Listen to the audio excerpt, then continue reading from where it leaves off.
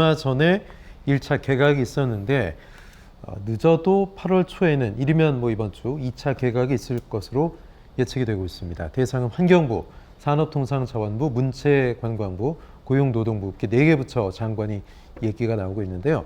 장 소장님, 지난번에 차관만 무수히 많이 바꿨잖아요. 네. 이번엔 장관급들이 좀 교체가 되는 겁니까? 좀 바꿀 것 같다라는 지금 전망이 많이 나오고 있어요. 특히 환경부 장관 같은 경우에는 전 이런 지적은 조금 부당하다고 생각이 드는데 호우 피해가 났잖아요. 예. 그래서 대통령께서 환경부 장관한테 물 관리 똑바로 해 이렇게 혼냈잖아요. 네. 그래서 이렇게 환경부 장관 혼낼 일이냐라는 좀 생각이 드는데 환경부 장관 같은 경우에 좀 개각 대상에 올라 있다라는 거고 산업통상자원부나 문화체육관광부 같은 경우에는 당신들은 말이야 국정과제 이행 속도가 되게 더딘 것 같아. 지금 뭔가 잘못돼 가고 있어 라고 혼난 적이 있거든요.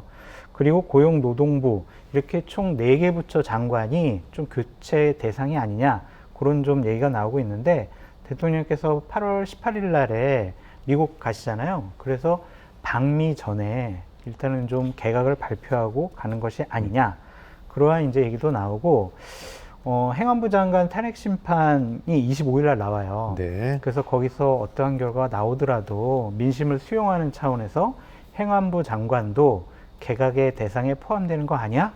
이런 전망도 나오고 있습니다. 네. 지금 말씀하신 18일 방미 일정이 있는데 그 전으로 다음 달 15일 정도에 광복절 특사를 위한 실무 준비를 하는 것 같습니다. 단행한다면 지난해 광복절 그리고 올해 신년 특사에 이어서 3번째 특별 사면권 행사인데 윤 대통령 국정 운영에 특사가 과연 긍정적으로 작용할지 대상은 누가 될지 서 대변인께서 어떻게 보십니까? 때 되니까 특사를 한다고 하는데요. 그거는 이제 대통령의 권한이잖아요. 근데 또 효과를 따지기에는 별로 기대할 게 없을 것 같아요. 네. 저번 특사 때도 다 지난 정부 사람들 본인 풀어주고 싶은 사람 다 풀어주고 그렇게 사면했던 걸로 기억이 납니다. 감동도 없었고요. 8.15도 보면은 이제 거론되는 사람들을 보면 지난 정부에서 그런 1차 사면 때 못했던 분들을 다시 또 끄집어내서 또 사면을 한다고 하는데요. 그 정도 가지고는 국면 전환이 안 되고 지금 중요한 것들은 국민들이 실망하고 있어요. 그러니까 국정 운영 방식에 대해서 개각, 특사 이런 거를 가지고는요. 네. 간등할 수 없습니다. 중요한 거 아까 말씀했잖아요. 행안부 장관 탄핵 지금 돼 있는데 최소한 탄핵을 당해서 야당 탓을 하고 탄핵을 당했으니까 그냥 장관을 지켜준다. 그렇게 해서는 안 됩니다.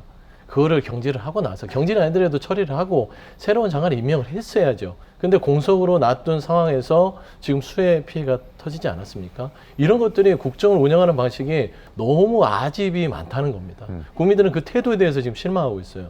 특사가 아니라 미국을 10번을 가서 해외 순방을 해도요, 그 순방 효과가 없다고 봅니다. 지금은 대통령께서는요, 좀 국민을 먼저 생각하고 국민이 어떤 시각으로 보는지를 좀 두려워했으면 좋겠습니다. 저는 그런 것들이 지금 부울경이라든지 60대에서 좀 안 좋은 좀 여론으로 나온다. 그렇게 판단이 되거든요. 그래서 네. 저는 8.15 특사에 대해서는 특별히 논평할 건 없지만 8.15 특사를 조금 더 좀 감동을 주기 위해서는요. 저는 1차 특사 때 못했던 부분들이 있지 않습니까? 사면. 네. 사면 부분들을 같이 포함돼서 당시에 좀 미진했던 부분들이 있습니다. 예를 들면 김경수 지사 같은 경우는 아예 그냥 팔다리를 다 잘라놨잖아요. 그냥 말하자면 본인들이 다 풀어주고 싶은 사람들을 사면해 주기 위해서 김경수 지사를 그냥 사면 대상에만 했지만 정치적으로 복원시켜준 게 하는 것도 없지 않습니까? 저는 그런 부분들이 만약에 포함이 된다면 모를까.